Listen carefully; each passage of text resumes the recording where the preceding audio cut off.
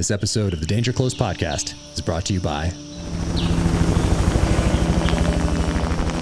Cry Havoc, from New York Times #1 best-selling author Jack Carr.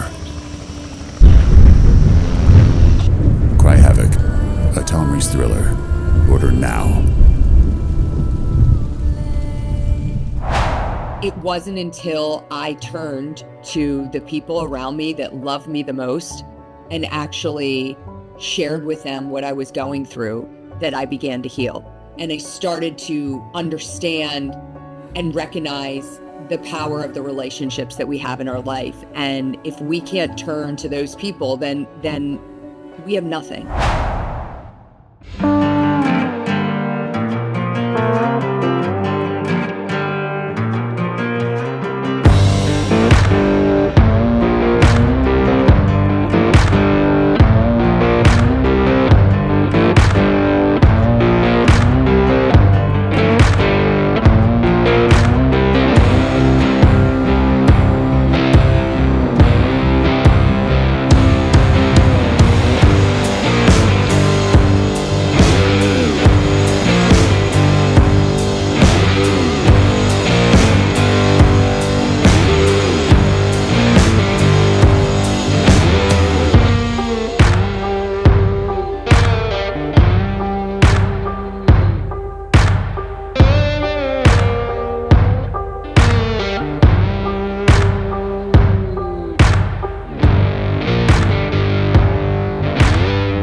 How's it going? Good. Yeah. Great to see you. Great to see you too. I got my sweatshirt on right there. Yeah. Yeah. Absolutely. And thank you so much for Army Navy game. That was so amazing to be out there. That was, and a great win for Navy. So. How long have you been doing that? It's funny. We've been doing that. That tailgate started like when my brother was at Navy. Oh, wow. So it used to be like, a family thing that we did, and it kind of expanded. And then when we started the Travis Manion Foundation, we started doing it and getting it bigger. And it was actually the one year, I think it was 2016, we had Rob Riggle came to our tailgate, and he got on the back of a pickup truck and gave a shout out to the crowd. And he was like, "This is better than any Catalina wine mixer I've ever been to." And I remember being like, "Oh my God, this is awesome." And then, from there it just grew and grew and grew. So yeah, now you have your whole set. It's like your whole section. It's crazy. I mean, we had 5,000 tickets sold at That's the tailgate. amazing. Yeah. That is amazing. Yeah, it's huge. And for anyone who hasn't been to an Army Navy game, even if you have no connection to the military or to the Army or to the Navy specifically, you should go. It's such an event. It's so, I don't even know how to describe it. It's just this super Americana. You're so proud. Maybe if you went to Army or Navy, I was in the Navy. I didn't really care who won. It was just being there and seeing all, and also what also stood out is how young all those cadets look. They look so young.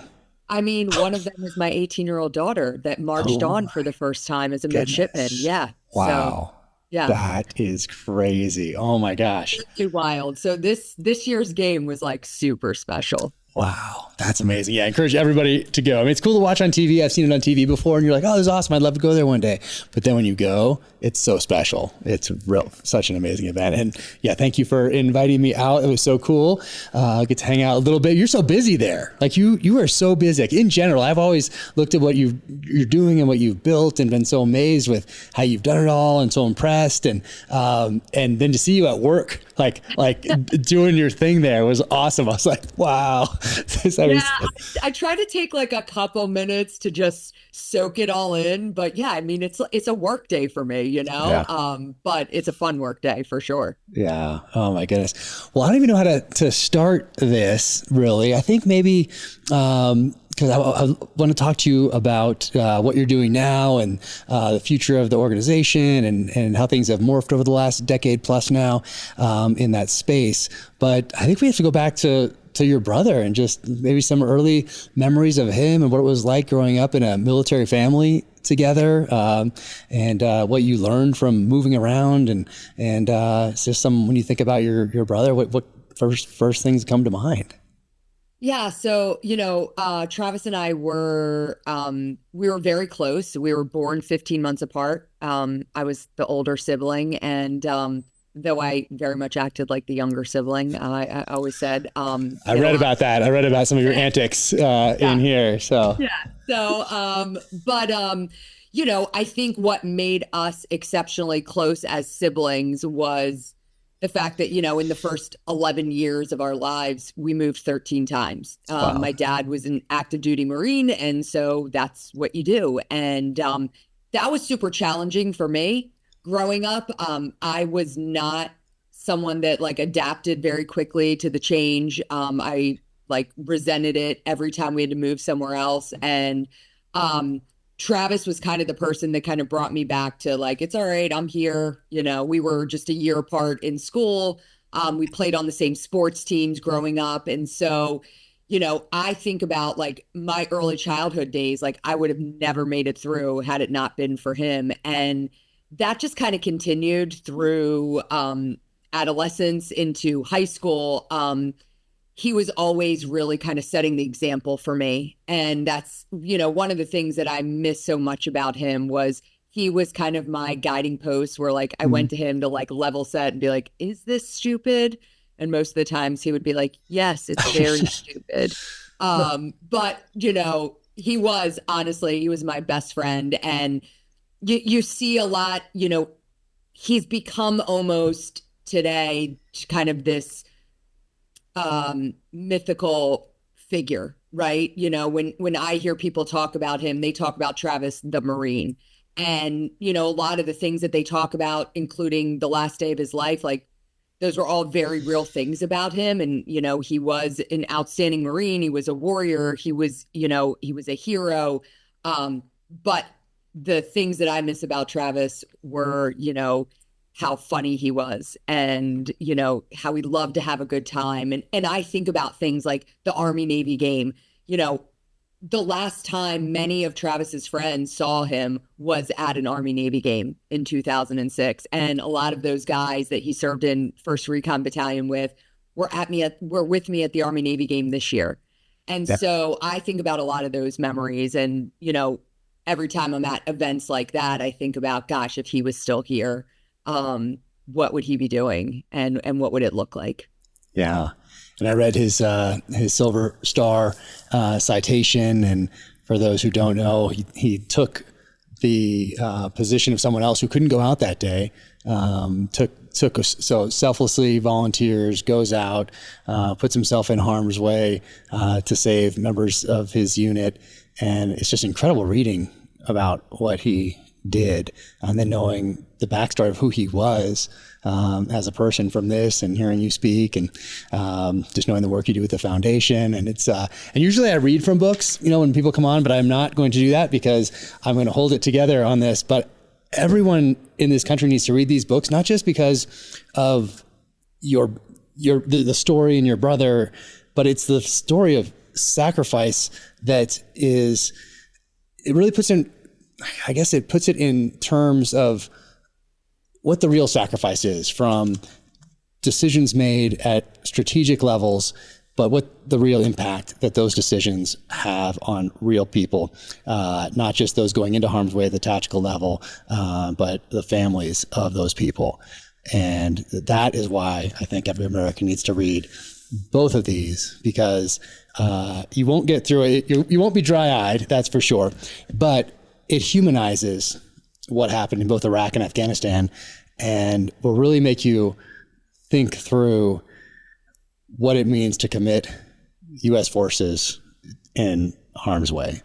And I know that they don't take it lightly at those levels, but then when you think about how 20 years downrange and what that meant for families, let's see. Anyway, everybody needs to read these two books right here for sure. Add them to your libraries. Read them. Go check out Travis Manion Foundation. Learn more about you, your work, your brother, your family. But thank you for writing it, by the way. Was it therapeutic to write?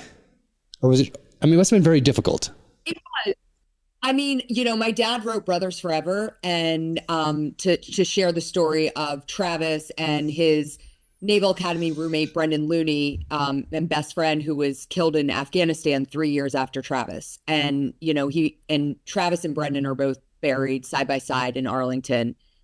And my dad wanted to share the story of these two and their friendship, and after he wrote that book, Amy Looney and I, Brendan's widow, we really started talking about this idea of what that knock at the door meant for us. And like you said, kind of taking people through what that looks like, the aftermath of that knock. And so we joined forces with Heather Kelly, whose husband, Robert Kelly, was killed in Afghanistan right around the same time as Brendan. And the three of us, two widows and a sister, we wanted to share kind of our stories, which were different, but also parallel in so many ways, for people to see that side of things. And, I remember when I started writing this book, the publishers came to me and they said, we kind of took our first stab at it, and I had sent something in, and they came back and they were like,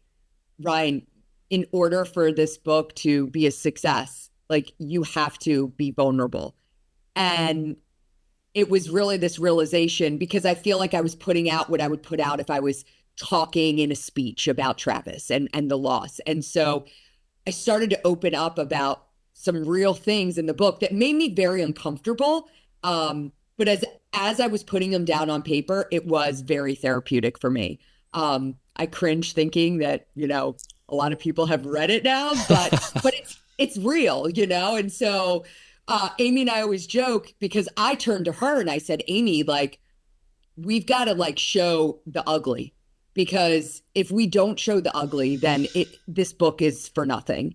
And, we often laugh about some of the stuff that we put in there, and it was real moments in our life, and it was the lowest points in our life, but that's the reality of what we went through. And so it was a release being able to put that out there. And I hope it helped other people. And I know that it has. I've had many Gold Star family members who have come to me and said, thank you.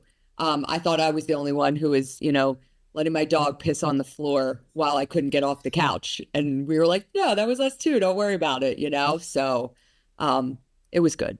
Oh, it is. I mean, it's such an emotional read, especially when you think of it in terms of how many other families got knocks on the door, not just from Iraq and Afghanistan, but Vietnam, other flashpoints that we've had between Vietnam and September 11th and previous wars throughout our history.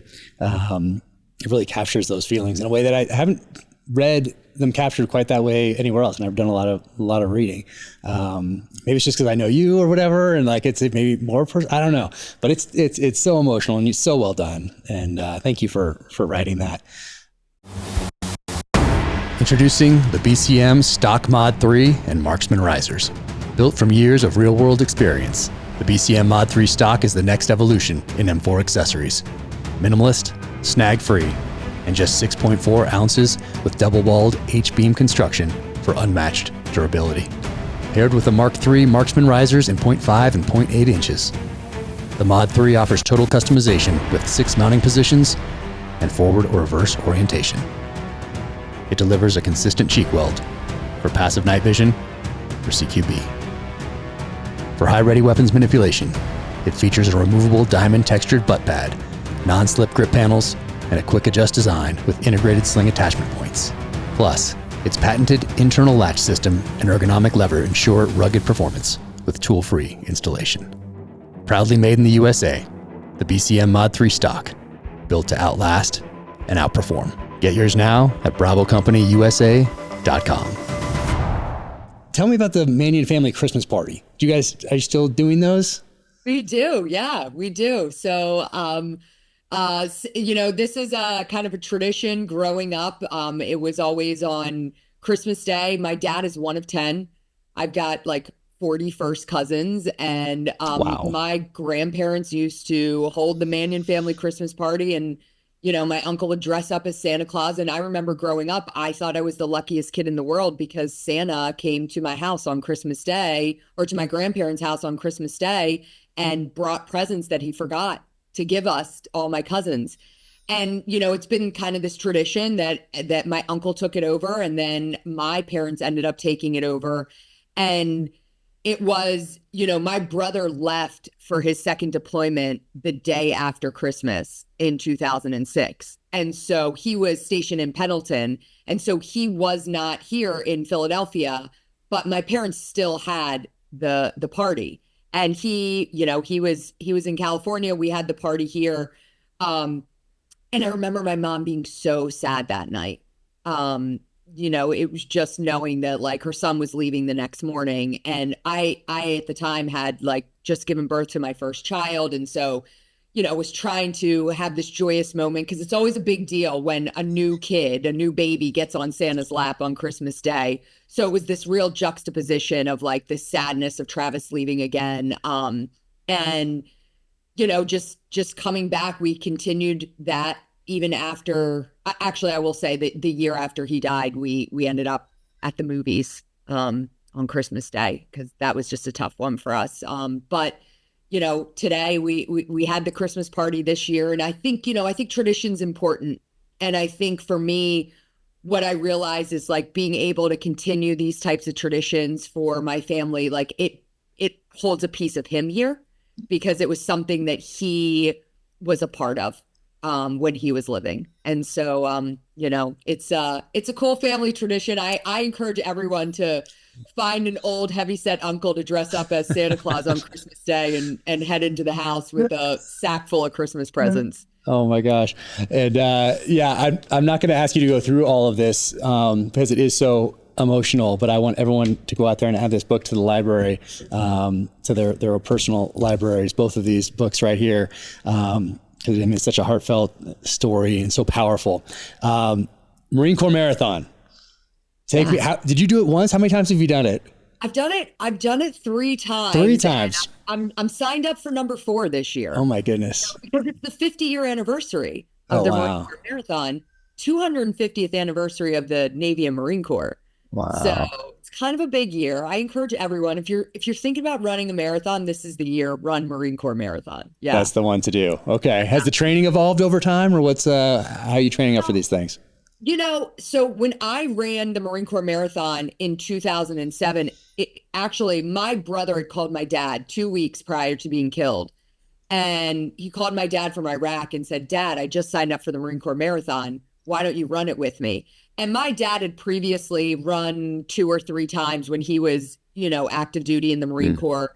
And my dad like joked that he had all but like hung up his marathon shoes. Like he was done running marathons. He's like, "But when your son calls from Iraq, you're like, all right, I guess I'm running the marathon." So my dad and Travis had signed up for the marathon. And after Travis was killed, it was about 2 weeks later, and we still had a ton of people showing up at our house. And my dad was sitting in the family room. There was a bunch of people there. My dad, it's like, well, what happens next, right? And my dad's like, "Well, I'm running the Marine Corps Marathon. I don't know. Like, I know that's something I want to do to honor Travis. That was something we were going to do together." And I share in the book because it was almost like the scene from a movie where everybody in the room, and like, you think about people of all different abilities, and no one that I can even pinpoint that had ever run a marathon before were like, "I'm running it with you, Colonel." And they all started going around the room. And I'm just sitting there like with my head down. And I realized that literally everybody in the room had committed to running the marathon. And then they were all looking at me. And I was like, all right, I guess I'm going to run a marathon. And I had no idea what that meant. I downloaded like Hal Higdon's Couch to Marathon training program. And, the first day I got out there, I ran a mile. And that's what the training called for, 1 mile. And I ran that 1 mile and I thought I was going to die. And I was like, oh my God, there's no way I'm going to run 26.2 miles. And that was in June 1st. I started my training that year. But running the Marine Corps Marathon for me was perhaps the most healing aspect of my grief journey that I can point to, because it forced me every single day to get up and have something that I had to get done. Like I knew no matter what, I could lie in bed for 12 hours or 23 hours out of the day. But for that 1 hour, I had to go out and run 5 miles or run 6 miles or whatever my plan called for. I ended up in Travis's Foot Locker that came back. His iPod was in there. And so I, took that iPod, I plugged it in my earphones, and I ran to all his music. And so that was super healing for me. And every day I was just like, I got to put one foot in front of the other. And that's what I did. And so it was a really emotional journey for me to hit that finish line in October of that year, along with like 50 of our closest friends and family. And, my dad ended up running with, at the time, it was chips you put on your shoelaces. I don't know if you remember the races where you used to have to put the chips on. And my dad put he put his chip on one shoe and Travis's on the other. And because Travis had been registered. So he picked up his race packet. And as we're walking out, my dad said, shit, I don't know which one is my chip and which one is Travis's, because he wanted Travis to finish before him. And so when we look at the official race time, he had no clue which chip it was. But when he crossed the finish line, Travis beat my dad by like 0.001 seconds. So Travis's chip crossed the finish line before my dad's. And so we, since that day in 2007, since that marathon, we have had a team every year. We're now one of the largest charity partners at the Marine Corps Marathon. Last year, we had over 300 people running with us. We're hoping for 500 this year. And yeah, I mean, that marathon was definitely the hardest. Emotionally, the hardest physically was in 2019 when I rucked the marathon with Jason McCarthy, the founder of Go Ruck. That was pretty tough. So I'm going to go back to just a nice brisk jog for this year, not put on the 20-pound rucksack. Oh my goodness. Oh, that's why I got the ruck. Okay, now I gotcha. Yes, thank you. Yes. Thank you. A hint. What are there other people that are just walking it so that you're not, like, if you're walking it with a ruck, are you part of a category, or are people like starting to leave, or are you beating people that are like jogging but going slower than? Yeah, no, the Marine Corps Marathon, you have to run it you have to have sub 14-minute miles, or they will pick you up. Okay. If you hit certain points, like there's a bus that picks you up. Oh. So the gauntlet is at mile 19. And that's the last checkpoint where and it is the saddest thing when you see that it's a school bus and you see these school buses and it's just people that didn't make it in time. No. So yeah, I rucked the Marine Corps Marathon in about 5.5 hours. So I beat a lot of people that were just running the Marine Corps Marathon. So, but it's super hard. It's definitely, have you ever run a marathon? No. Okay. No, I feel like there was a time that I could have just run one without training. I felt like that for most of my time in the military. I think I could have done it. Yeah. And now I feel like I should just ruck or walk or walk it at incline to get in shape. I found it's a little different now since I took 6 years off from working out and I just started working out again last August because I let it go as far as I could. And then just over the last month or two, I stopped again because I have to write a book. So it's just nothing about me, all about the book. But now I know how to get back to it though, which means probably not running anymore, which is my go-to is like running and CrossFit, but with endurance stuff thrown in there. But now that I realize at this age, maybe not. Maybe I just what I'm doing is just going to incline with a little weight on, perhaps up, down on an incline thing. And then maybe some 1980s encyclopedia of bodybuilding type old school, just lift a little weight and call it a good day instead of being insane. Yeah. 100%. The strength training. Listen, running a marathon is terrible for your body. But it's great for your mind and it's great for you to be able to accomplish something that you didn't think you were capable of. And over the course of the last 15 years, the people that have run the Marine Corps Marathon with us, I can't tell you the countless amount of people that are like, I can never run a marathon. I'm like, no, but you can. And here's how you do it. And yeah. I'm telling you, I started from ground zero and I did it. If I can do it, you can do it. So it's definitely more of a mental game than anything. Yeah. Amazing. Yeah. My wife ran one in the San Diego Marathon, I think, and I waited at the finish line, for her to finish. marathon, when the people get picked up in the buses, it sounds like at Buds, and I'm sure they do something similar in different Marine Corps type training, and you're running on the beach, soft sand, you're going, and if there's groups of people that start kind of falling out and falling behind, and then they round those people up, and that's called the goon squad. And then I think they get a little extra attention. And meanwhile, you continue with the run. So proud to say I was never in the goon squad, but it sounds like the Marine Corps Marathon has something similar going on, although they just put you in a bus and maybe you feel a little humiliation instead of having to get extra attention as far as, physically getting worked out and thrown in the surf zone and all that stuff. But it sounds similar, like rounding up the people that aren't going to make it, put them on the buses, and that's rough. Yeah, it's rough. But I mean, at the end, listen, some people get injured and you got to get picked up. But, at the end of the day, if you're in any sort of decent physical shape, you can run 14-minute miles. You can, shuffle along. That's, that's what you do with a rucksack. So yeah, the Buds shuffle. Where does it end? Where does it start and where does it finish? It starts and ends right around the same place. Like you run up Iwo Jima. So the last half a mile and actually the last part of the Marine Corps Marathon is the hardest part because it is a straight uphill running past Iwo Jima. But you have so much you can see the finish line. Mm-hmm.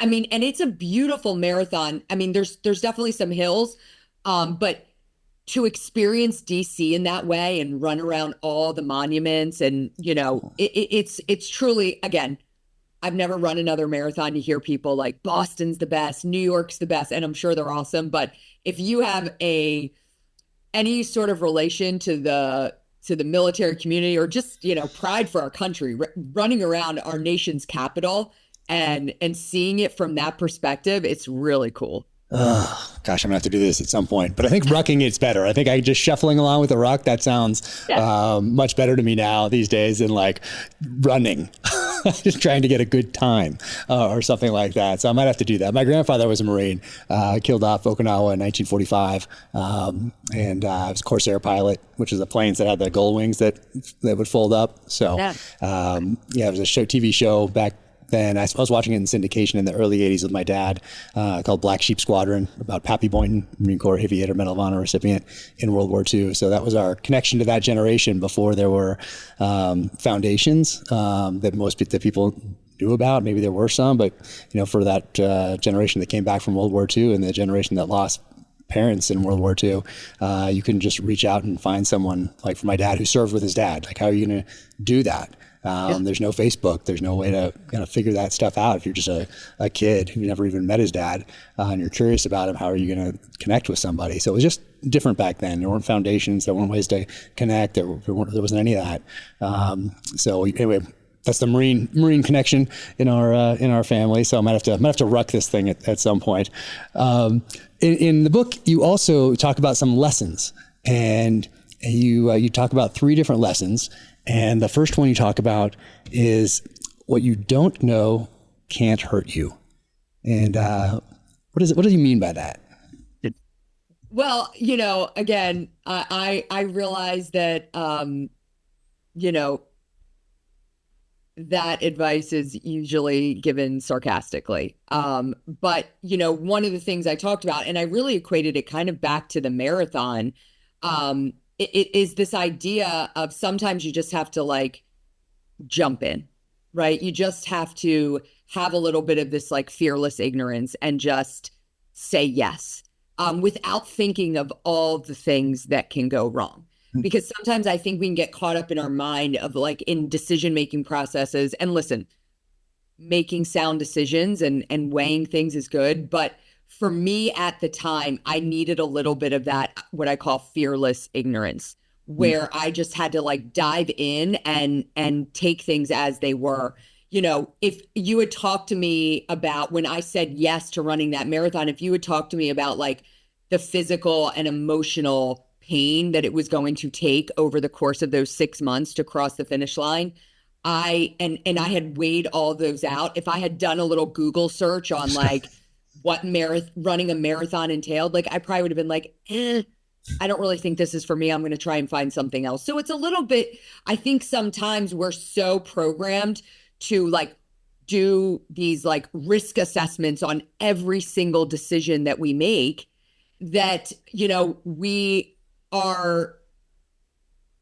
don't always jump at opportunities when they're in front of us because, you know, we're afraid or it doesn't look like, you know, we may fail or whatever it may be. So I'd like to say that I balance that with healthy doses of really understanding what I'm getting into now. But at the end of the day, like I'm never going to say no to something based off of like just full risk analysis. I am going to look at something, and if it feels right, I'm going to do it. I'm going to try and do it, you know? And so in that moment, it felt right.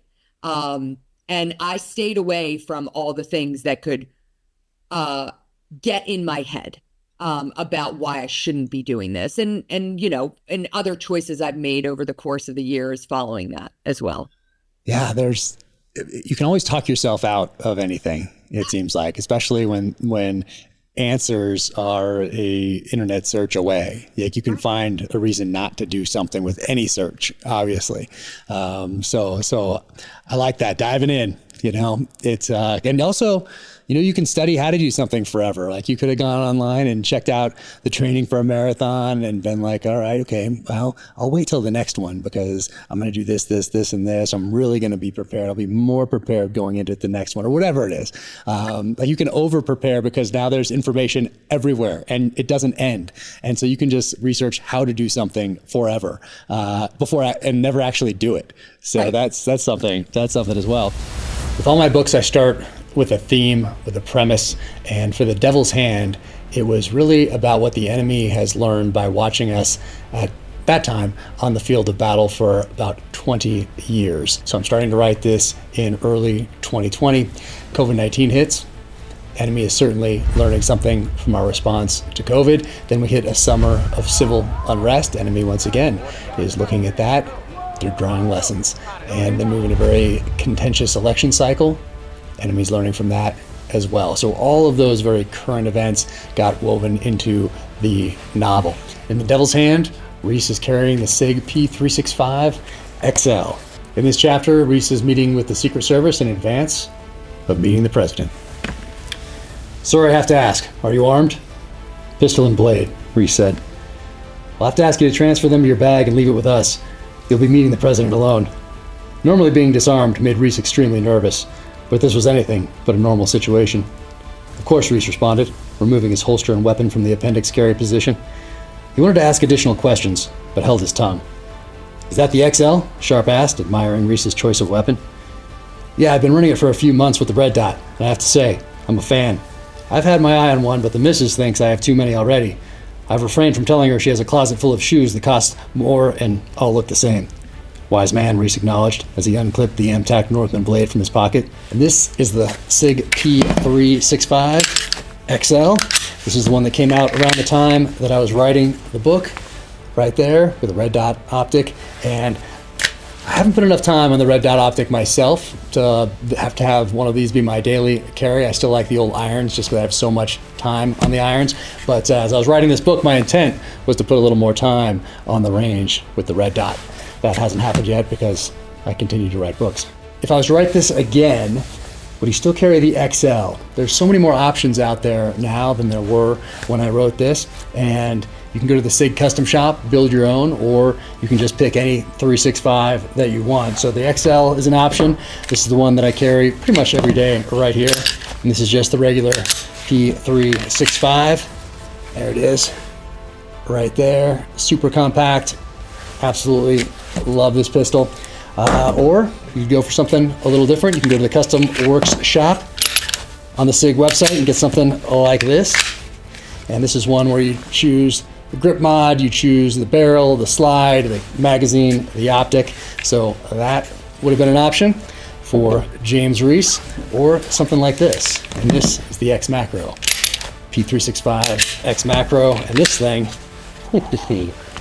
that is a sweet pistol. So that could have been an option for James Reese. Probably at the time, if this had been out, he would have done this. Or something else, a custom P365 from the guys at True Precision, like this one right here. This is a sweet pistol. So check that out.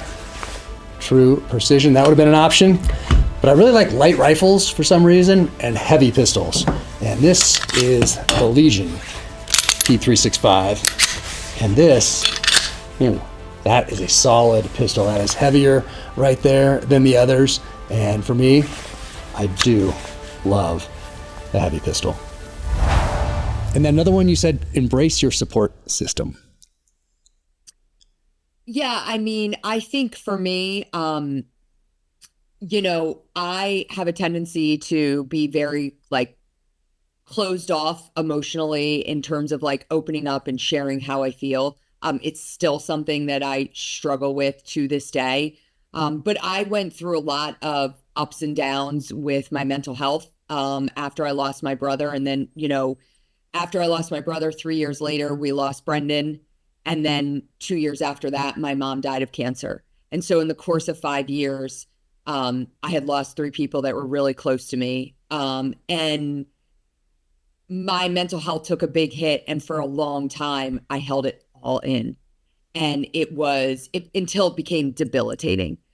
And it wasn't until I turned to the people around me that loved me the most and actually shared with them what I was going through that I began to heal. And I started to understand and recognize the power of the relationships that we have in our life. And if we can't turn to those people, then we have nothing, right? And so, for someone like me, I know that, we always joke around because Amy Looney, Brendan's widow, Amy was very open and has always been very open with her emotions and sharing her vulnerability of where she is. And when Travis died, when Brendan died, Amy immediately went into therapy. I waited probably 3 years before I started seeing a therapist. And about 2 months after I had been seeing a therapist regularly, she told me that, and I loved going to therapy, mind you, like I recommend therapy to anyone. And as soon as I got in there and I was able to just release, it felt very powerful to me. And it felt like I would walk out feeling like a weight had been taken off my chest.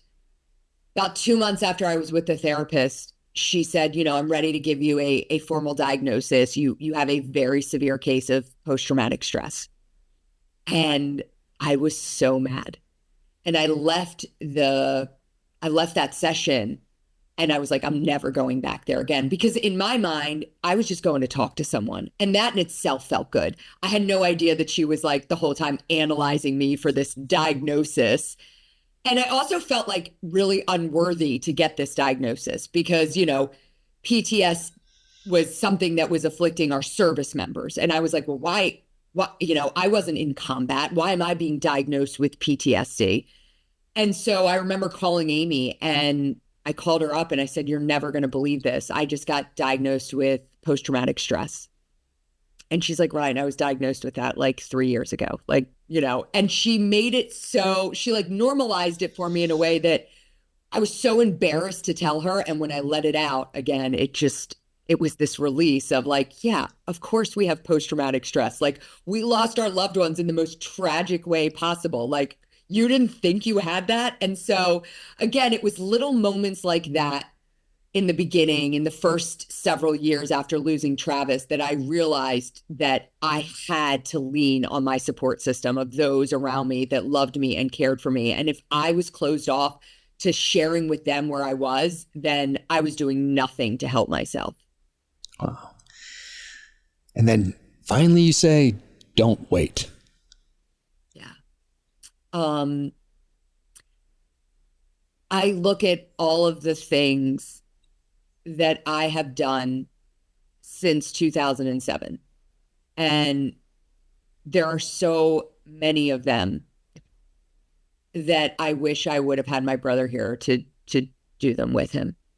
And, again, going back just to that marathon, like if you would have told Travis I was going to run the Marine Corps Marathon, he would have laughed. Like, yeah, right. And not that he didn't think I could, but had he brought that up to me, and he brought up so many things to me about, why don't we do this? Why don't we do this? And I was like, no way, I'm not doing that, And I think about, why didn't I do that with him? Like, why didn't I jump at that opportunity to experience that with him?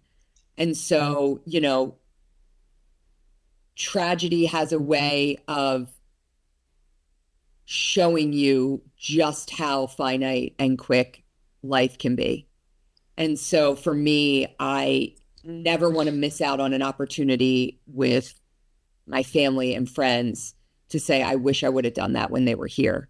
And that's something that I live with every day. After losing my brother, that I didn't get to share things with him because it was like, well, I'll wait till he gets home from this deployment. Well, I'll wait till he gets home from the next deployment. I'll wait till we're in the same city. And, now I look back and a lot of those things didn't happen as a result of it. Yeah. Everybody has something like that where they wish they'd done something with someone when they had the chance. Travis Manion Foundation. What year did you start? The foundation really started like right in the aftermath of Travis being killed. At the time, I think the only social media platform at the time was MySpace, which is funny. I was trying to set up Travis a MySpace when he was in Iraq, and he's like, I don't want a MySpace, like, I'll set you up a cool one. But there was no Facebook. I think it was on college campuses at the time. So, there was no GoFundMe or anything like that. And after Travis was killed, we did a, like, in lieu of flowers, donate to the First Lieutenant Travis Manion Memorial Fund. And it was literally like at First Trust Bank, in Doylestown, Pennsylvania. And so it was people sending in checks, like, you couldn't donate online. That's what it was. But at the time, we had, a few weeks after Travis's death, like a couple $100,000 in this bank account. Travis wasn't married. He had no dependents. And we were like, well, what are we going to do with this? Like, what are we going to do with this money? And so we started with a scholarship at Travis's high school. We did some scholarship with the wrestling team at the Naval Academy where he wrestled. And then it was really my mom who said, we have an opportunity here to have an impact with other Gold Star families that have been dealt with the same loss that we have. And so that's how it started. And by 2008, we were a 501c3. But originally, we were like a grant giving organization because we would raise a lot of money and we were trying to find innovative programs that were having a positive impact on our military community, on our veterans and Gold Star families. And as time grew on, we started to identify like where the gaps were within the veteran service organization space. And we recognized that, we had a really great opportunity to build a community within our organization of veterans that still had service left within themselves. And so that's really, I would say, like 2008, 2009 is when we really started like turning the wheels on like what role we were going to play to this post 9/11 generation. Nice. And what is that mission? And has it remained the same since 2011, 12 timeframe, or has it morphed? Yeah, it does. I mean, again, like some of our programming has changed, but at the end of the day, General Dunford, who is the former chairman of the Joint Chiefs, he's the vice chair of our board. And I remember that when he was leaving that role, he was getting ready to retire. I went to visit him at the Pentagon, and I did like what every other veteran service organization did at the time. I asked him to join our board, and he was very diplomatic. And he said, listen, I appreciate it. I've gotten a lot of offers. And he said, what I'm going to do is, upon retirement, I'm going to take about 6 months and I'm going to evaluate all of these veteran service organizations, and I'm going to decide where I want to best give my time. And it was about 6 months after that I got an email from him, and he said, I'd like to talk to you. And my dad and I got on the phone with him, and he said, I've done my due diligence. There's a lot of great organizations out there. but I want to attach myself to yours. And one of the things that he said that was so important to him was the work that we do with our youth. And so our flagship program at the Travis Manion Foundation is called Character Does Matter. And we actually train veterans to go out and talk to youth about what it means to serve. And I think for him, coming out of this role as chairman of the Joint Chiefs, he saw the need for our next generation to understand what service means. And, not as a indoctrination to, try to recruit them all to serve, but for better understanding, because there's such a disconnect today between those that serve and those that don't. And, we today have thousands of veterans that are out talking to schools and youth groups across the country. And we've had over 700,000 youth go through our Character Does Matter program. So 700,000 youth have had a veteran standing in front of them, talking to them about what their service meant. And, when we started that program was designed not for the youth. That program was designed to give veterans renewed sense of purpose when they were taking off their uniform and make sure that they were able to find that outlet to share their story. And, it was a secondary thing that the youth were being impacted by it. So that's our flagship program. We do a ton of stuff underneath that. We have leadership programs for veterans, and we kind of put ourselves into two buckets. We're either investing in veterans through leadership programs, or we are asking them to go out and change communities. And, the idea is that you may be taking your uniform off, but our country still needs you to serve. And, wow. I'm sure when you take the uniform off, that sense of purpose doesn't go away. That sense of being a part of something bigger than yourself doesn't go away. And when you lose that identity and you don't find anything to replace it, that's where the mental health struggles that afflict our nation's veterans start to happen. And so we want to always make sure that we are giving our veterans a community that they know that they can go and find that continued sense of service. Where does the Character Does Matter, where did that come from? So it's funny because it originally started, it was very grassroots. I spoke at my brother's high school. They had asked me to come in and speak about Travis. They were like, oh, we want all of the, our incoming students to know his story. And so I'd put a speech together about Travis. And in my head, it kept ringing in my head that I could hear Travis talking to me as I was writing this speech. And it was like, stop talking about me. And so I decided that I wanted to obviously share Travis's story, but I wanted to share stories of other men and women that served. And I wanted to make it more this overarching idea of what service to your country means. And so I put together this speech. I talked about Travis. I talked about Travis's friend, Brian Stan, a Silver Star recipient Marine who did come back. I talked about George Washington, and I read the speech to my dad, and my dad was like, that was such a great speech. And my dad's very much like me. I love how it wasn't all about Travis. And I love that you brought in other examples. And he said, oh, and that George Washington example, that was great, because my example of George Washington was talking to the kids about leadership and how the ultimate idea of being a leader is you don't need a title or position.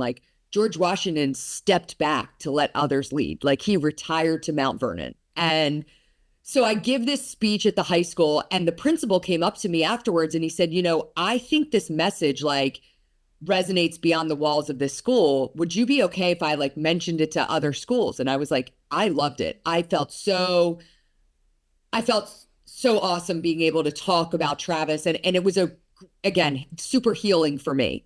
And so I said, listen, get some feedback on the kids. I'd love to know, from the kids, I'd love to know what they thought. So a couple of days later, he called me and he said, obviously these young men, my brother went to a all Catholic boys high school in Philadelphia. He said, obviously they loved hearing about Travis. He walked the halls of this school. And he said, they loved hearing about his friends and yada, yada, yada. And at the time it was 2008. It was just several years out from when Travis had graduated from that school, so they were very close in age at the time too. And I said, was there anything they didn't like as I was tweaking it for my next go around? And he said, there were a couple comments about the George Washington example. They didn't love that. And I was dying because my dad and I thought that was the best part of the speech, And he said, I think they learn about George Washington in their textbooks. Like they want to hear the stories of the guys from today. Yeah. And so that was like this light bulb moment for me. And so I actually went down to the Naval Academy and I worked with the Stockdale Institute for Leadership to put together a talk on how you talk about character development and like these pillars of service, leadership, integrity, moral courage, and how you can use examples of our men and women that serve. So I started giving them all over the Philadelphia area. I got a contract with the Philadelphia School District, and every day I was walking into another school, to the point where I got like double booked because I was saying yes to everything. And I was like, oh my gosh, I have 2 presentations on one day and I can't even make it to both of them. So I called one of Travis's buddies who was a Marine, and he was still active duty, but he was teaching down at the Naval Academy. And I said, hey, would you do me a favor? Can you give this presentation for me? It was right by his home where he grew up in New Jersey. I'm like, I'll send you the PowerPoint. I'll talk you through it. He's like, yeah. And I was like asking him for a favor, right? Well, he went and gave that presentation and he called me afterwards and he was like, that was freaking awesome. Mm-hmm. And he's like, listen, I will do that for you anytime. Like, I loved it. I loved being able to talk about myself and my service. And like the kids were wanting to take pictures with me. It was so fun. He had spoke to like a junior high. And I was like, well, maybe I don't have to do this all on my own. Mm. And seeing how a veteran reacted to giving that presentation was the aha moment for, well, maybe this program, well, it wasn't a program at the time, but maybe this could become a program where veterans can actually go out and deliver this message. And so it really was born from there. Wow. And, that was back in 2010. And then, here we are today. Wow. And were you always so good at this, at articulating this message? You're always so good when I see you on the news or wherever else. Like, were you always this like powerhouse? And that's like when I walked away from the Army Navy game and just seeing what you did with that crowd and all that energy, and it was like, wow, she's a real force of nature. Like I've seen it and sensed it and whatever, but then to see it like firsthand is something else. Have you always been this way, or did you morph into this role with the Travis Manion Foundation and really embrace some attributes that you had or whatever, or you've always been like this? Well, I've always been an outgoing person. I remember in college, like I took a debate class and it was like my favorite class ever. I've naturally been outgoing, but yeah, I mean, listen, when I gave that speech at Travis's high school, I had a 30-minute speech and I had every word memorized. Like I could not go off script. So of course, over the course of time, you do a lot of different things, a lot of different, media hits and speeches and, corporate talks or whatever it may be, you get better. But yeah, I mean, I guess I think I naturally had an ability to have a command presence in front of people. My dad would probably say, from a young age, I always like wanted the spotlight a little bit, but yeah, it comes with practice for sure. Oh, that's fantastic. So I'm not good at it. And that's why I'm a writer, not like a speech giver. Like when people ask me to give speeches, I'm like, no, that's why I write. That's why I chose to write. And it's exactly, yeah, I know what I'm good at. I'll lean into that. It's amazing. And then have you always been the president, at the helm of the Travis Manion Foundation? No, my mom ran the foundation until she passed in 2012. I joined her in 2010. In fact, when I gave that speech, I wasn't even working full time at the foundation. I was a small business owner. I owned high-end clothing boutiques in Philadelphia and New Jersey. That's what I was doing when Travis was in the Marine Corps. He was like my biggest fan. In fact, the last time I talked to Travis, I had just gotten a men's clothing line in my boutique in New Jersey. And I was like telling him all the different things I had gotten. He's like, oh, put aside those jeans for me. I want a pair of those jeans, And then after he died, I, I felt nothing. I felt no energy, passion, and towards selling clothes. And so I sold my businesses and I decided that I had to do more. And doing more, I actually took a job. I was like, I'm going to work for the government. And again, that was supposed to bring me purpose. It did not. But I went and worked for HUD. So I was working for Housing and Urban Development. Um, and I knew that it wasn't going to be the long-term thing, but I was reeling. I was, again, it was like, I don't know what I'm going to do with my life. And so I was doing that. And really, like, when my mom started the organization, my dad and I would always say that it was like, well, this is really good for mom. Like, this is a way for her to grieve the loss of her son. And we saw that kind of as her baby, not realizing how much passion and vision she had into growing this into something much larger than any of us could have imagined. And so she ended up hiring for an executive director in 2010. And I'll never forget, I applied to careers at travismanion.com. I sent my resume in, and I always say there was zero nepotism involved, but I ended up getting hired. But while I was hired as the executive director, my mom was the president. I really was like Janet Manion's apprentice, I would say. And so, my mom also was a military spouse. She never had a career because she was never able to have a career. So everywhere we moved, she was the, receptionist at the dentist's office, or she was a part-time aide at our school. And so to see her flourishing, and I was so in awe of what she was able to accomplish and how much she threw herself into this organization. And, when she passed in 2012, 2 weeks later, our board met and they said, "You're now the president of the organization." And that was the scariest thing in my life, because I felt so much pressure to not just carry on an organization that my mom had started. And at the time we were really like ebbing towards a big national presence, but also it bared the name of my brother. So it was just like tremendous pressure on me to like not get this wrong and make sure that I was able to continue this on in the right way for them. Yeah, well, you've done an amazing job with it. And it's just so special. I mean, there's a lot of organizations out there that do great work, and I mean, yours stands out because of this passion and this connection to it. Just incredible. Have you seen the space change over the last, let's say, decade? Like when we were still in the thick of it in Iraq and Afghanistan, I guess over a decade now for Iraq, let's say the last 15 years. How has the space changed when there was so much on the news about Iraq, Afghanistan? There was so much interest in helping service members. And now that the wars are, quote unquote, over, even though there are people still deployed around the world in all sorts of different places doing all sorts of different things. How has the space changed? Well, I think when I look back, in like the early days, it was a very crowded space. Mm-hmm. It was a very challenging space for veterans because, they were taking off the uniform and there were, 45,000 different veteran service organizations that were there to help them. And, at the end of the day, there was a lot of foreign actors involved in those. There really?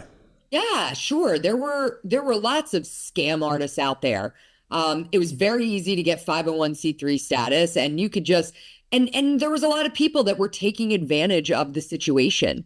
So it was really hard. We found that from the veteran experience, it was super hard for them to navigate and understand, am I connected to the right organization that's actually going to help me? Where we are today, that number has drastically declined, which is a good thing. And I think, there's been a lot of consortiums today. We're part of the Bush Institute Warrior Wellness Alliance, and that's a consortium of organizations that was picked by the Bush Institute that kind of represent best in class.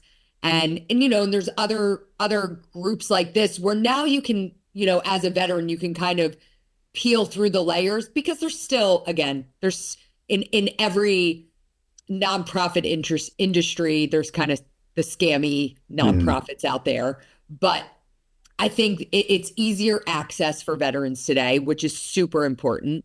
And I think everybody has really kind of found their lane from the larger, we'll say the top 20 VSOs of like what they do, what they specialize in. And, we work together. So we have a lot of veterans that will come to us and we say, listen, we don't do benefits. Like that's not something we do. We don't process benefits. But we're going to refer you to Wounded Warrior Project, and here's our partners there, and they're going to do this for you, whatever it may be. We all work together, I think, in a really collaborative way, which is really nice. But on the outside, there is definitely a lessening in terms of the need and the need for people to kind of get behind supporting veteran service organizations. Because again, in 2007, every day you saw on the news, they put the faces up there of the men and women who were dying every day in Iraq and Afghanistan. And that continued on for many years. And now today, if you are just John Smith walking down the street, as far as we're not at war, and there's nothing really, like there's other issues that are more important. And there is no more important time than right now to make sure that we are supporting our military community, both those that are active duty and those that are taking off, and thousands of them are taking off the uniform every single day. And, it's kind of tragic that we have to wait for things to happen in order to gain support. That's super challenging when you and I both know that there are still thousands of men and women deployed all across the world. And so, we're dealing with those cases every day. But I will say, generally, there is broad support for those that serve in our military, and that's super good that continues and that hasn't waned.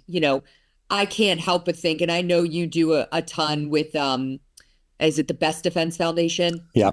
And you think about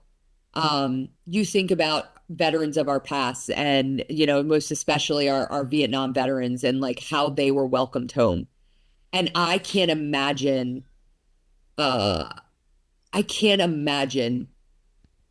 anyone who puts on our uniform feeling the way that those veterans did. And so, for me, it's making sure that it's front of mind, and, again, getting back to educating our next generation on the importance of service. And I think that's how you can help to dispel some of that from ever happening again.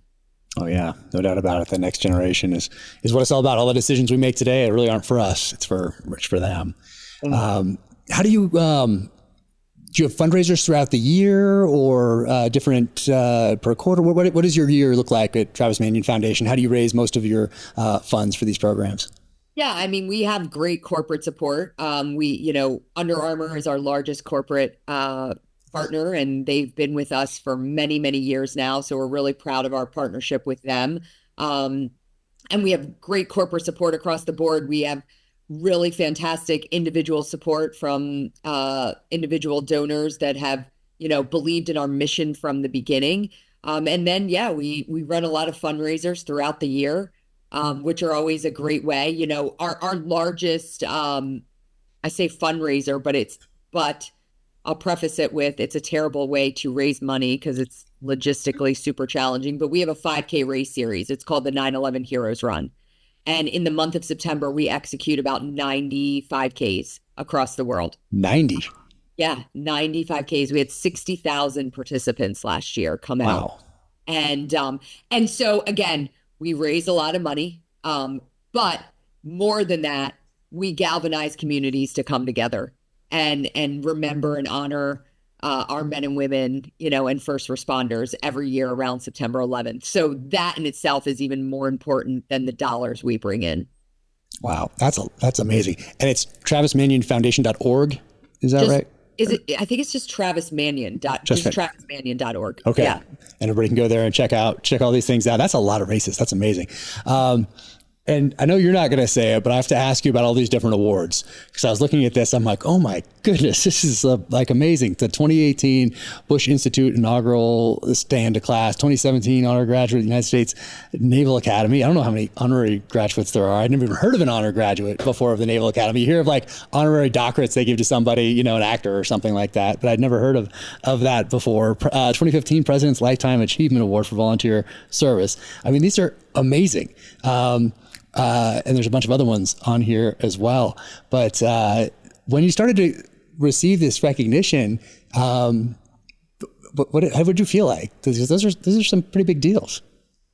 Yeah, I mean, you know, I think getting recognized for the work you do is great. I always say that like it's a collective effort of everybody that's a part of the Travis Manion Foundation. For me, being a 2017 graduate of the Naval Academy, honorary graduate, I should say, of the Naval Academy, is perhaps the biggest honor I've ever received, because the cool thing about that is that the graduating class picks their honorary graduate every year at the Naval Academy. Wow. So to have that graduating class recognize me was really something. And so that out of everything is so special to me. Wow. Did you go there at graduation and go, was there a stage or something like that? Yeah. You walk up? I went there. I had, and it's crazy because I brought my two daughters there, and my daughter is now class of 2028 at the Naval Academy, and she was there with me at that graduation. And here 11 years later, she's going to be graduating herself. So it's pretty cool. Wow. That is just incredible. Does she know what she wants to do? If you ask her right now, she says she wants to go Marine ground. But she also knows nothing else in her life because she's surrounded by Marines, and she's been surrounded by Marines her whole life.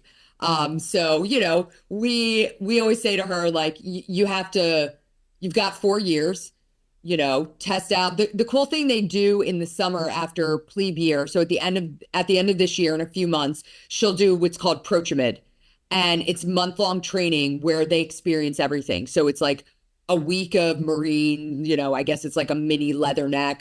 They do a week of flight, a week of subs, and a week of ships. And so she'll get the gamut on, but it's so funny because she's like, well, I don't want to fly and I don't want to be on a ship. And I'm like, all right, well then I guess you have to go Marine ground. What else are you going to do, But again, 4 years, she's never experienced anything of it. So, I'll be proud of her no matter what she chooses. I'm so proud of her now just for making that decision. And it's not an easy decision, and it's not an easy course that she's taken.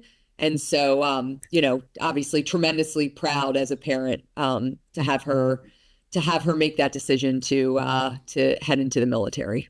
Amazing. Well, please pass along my best to her. And when you look ahead for the Travis Manion Foundation, what do you see as far as growth or other? What's the future hold for you guys? For us, it was really it's funny because it was actually right around COVID. We started talking about, like, again, who could have predicted COVID and what happened, and so it gave us a lot of time to like reflect on our organization. And one of the cool things we did during that time is we did an initiative called Character Isn't Canceled. And so we had, while the schools were all online and they were virtual, we started to hear from a lot of teachers that they were looking for resources that were beyond just, teaching math on Zoom, right? And it was like, how can I keep these kids engaged? So we started this initiative called Character Isn't Canceled. And we started picking up the phone and just calling all the veterans within our network. And so we had veterans that were, getting on classroom Zooms and, just changing the script about what we were talking to kids about during this time when the world was shut down. And I really started to recognize at that time just the invaluable need that our organization played in a larger level. Because, when you first get into it, it's like, at first, it's about honoring Travis. And then it becomes about like helping like the veterans that are out there now. And then the next thing you know, it feels like in a blink of an eye, all of a sudden you go, oh my gosh, what does this look like when I'm gone? And is this still going to be here? And so for us, we really turn to making this effort to making sure that the Travis Manion Foundation was going to be here long after I'm gone and long after everybody that's a part of it now is gone. And, you know, for not just today's generation and the next generation, but the generation after that, because we started to recognize the impact and the value that we were bringing to society. And so everything we do is kind of pointed in that direction, like how we are setting ourselves up for long-term success. And that's obviously both, most importantly, financially, making sure that we're financially sound and we have the resources to be able to do that, but also building an infrastructure and a community of veterans and military connected individuals that are going to continue passing that torch down, and make sure that this community is there for the long run. Amazing. Amazing. I think I've been to Doylestown now 3 times, I think. Yeah, with our good friend Rich Zioli. Rich Zioli, gotta give a shout out to Rich. What an awesome guy! So yeah, every time he's been there, thank you for coming to say hi. That one time, I forget what college that was. I didn't realize there were so many college around Philadelphia. It seems like there's a college in every single town outside of Philadelphia. There literally is. That was Delaware Valley University. It's an agricultural school. It's a really awesome school. It's actually across the street from my house. And you know, little known fact, and it was awesome when I wrote my book, the Doylestown bookstore has some of the biggest authors, like, you know, they get the biggest authors that come out with new books, and they've done such a great job. So they were fantastic to me when I wrote my book. They had NPR come the one night, you know, they did multiple book signings because I was like their hometown author, you know, that Jack Carr wasn't coming in. They were like, we got Ryan Manion in our backyard. So it was really cool, the support that they gave. And, you know, Rich is, you know, he's the Philly talk guy. So he's amazing. And he can draw a crowd, man. You know, anytime he puts something together, he actually does, which is really cool. And I think you've called in. I think you called in. He does a radiothon for us. Mm-hmm. Yep. I'll say that's coming up in April. Okay. That's coming, or the end of March or early April. But he broadcasts live all day from 7 a.m. to 7 p.m. And last year he raised us over $100,000. And it's Amazing. just his Zioli army calling in and donating. And he brings, you know, he had you call in. I know Tulsi Gabbard called in last year. But we just, you know, we find everybody, we cast a wide net and just have people call in and talk about what's going on in the world, talk about TMF, military veterans issues. And yeah, it's pretty awesome. Amazing. Well, hopefully we'll be doing it again here soon. And then for these books, but yours in particular, The Knock at the Door, that everyone needs to go and add to their read. What do you want people to take away from this when you write it? Do you think about that, or did you just get this story out there and now it's out there and whatever people take from it, they take from it? But either when you wrote it or now looking back on it, what do you hope that people take away from this story and from your brother's life? Yeah, you know, again, I wrote it to share my story and what I experienced after losing my brother to war. But we knew going in that we wanted to tell a bigger story, and that bigger story was that every single one of us is going to get a knock at the door. You know, Amy, Heather, and I received a literal knock that told us that, you know, the person closest to us was gone. But at the end of the day, every single one of us is going to have a moment that kind of changes the trajectory in the course of their lives. And one of the things that we wanted to help the reader grasp is like, there are ways to listen. You're never going to be prepared for getting that knock, but there are ways to set yourself up that you don't kind of fall in the depths of despair that we did. And, you know, there are tips and tricks that you can do to like understand how you need to react when you're faced with that knock. And so I think, you know, even for those that aren't really too into hearing the military side of things, like it's how you respond to that knock that was so important for us to share with the reader. And so that was kind of the bigger bigger lesson that we wanted to kind of share with people that read the book.